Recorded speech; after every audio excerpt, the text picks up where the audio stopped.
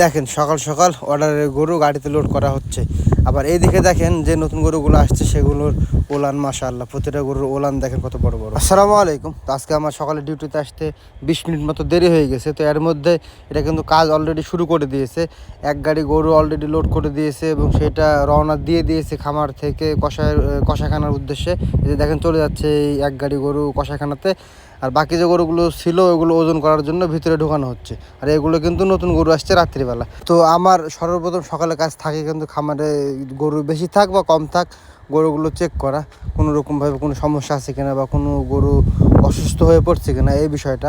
আর এর ফাঁকে যদি কোনো ইমার্জেন্সি কাজ যেমন দেখা যাচ্ছে জরুরি ভিত্তিতে অর্ডার হয়েছে ওগুলো তখন এর ফাঁকে বের করে দিতে হয়। আর যখন লোক সংখ্যা বেশি থাকে তখন ওরা ওই কাজগুলো করে, আমি এই পাশ দিয়ে গরুগুলো সব চেক করি, যে কাজটা আমি এখন রানিং করতেছিলাম।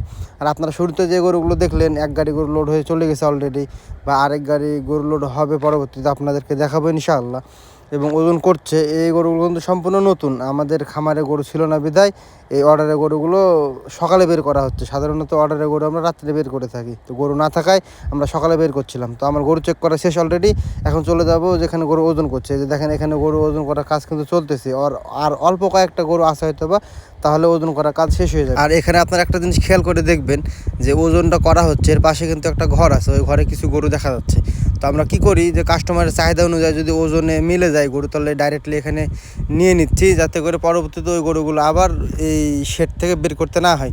তো এখন যে গরুগুলো দেখছেন এগুলো হচ্ছে নতুন গরু। আর আজকে নতুন গরু আসছিল টোটালে 70 পিসের মধ্যে প্রায় 41 পিসের মতো গরু লোড হয়ে গেছে দুই গাড়িতে। 29 পিস গরু মাত্র আছে এখন খামারে। তো গরুগুলো কোয়ালিটি দেখেন কেমন কোয়ালিটি ছিল, যদিও বা গরুগুলো লো কোয়ালিটি ছিল, মানে মিডিয়াম কোয়ালিটিও না এবং হাই কোয়ালিটিও না। আপনারা দেখলে বুঝতে পারবেন সবগুলো গরু, আমি হাঁটায় দেখাই আপনাদেরকে সবগুলো গরু। এবং এর মধ্যে থেকে আরও 5-6টা অর্ডারের গরু বের করছি কিন্তু আমি। অর্ডারের গরু বের করা হয়ে যাওয়ার পরে বাকি যে গরুগুলো অবশিষ্ট ছিল 29 পিস মতো গরু, ওই গরুগুলো এই শেড থেকে আরেকটা শেডে আমরা রেখে দিচ্ছি। কারণ যে শেডটাতে গরু ছিল এই শেডটাতে সাধারণত গরু খুব কম থাকে।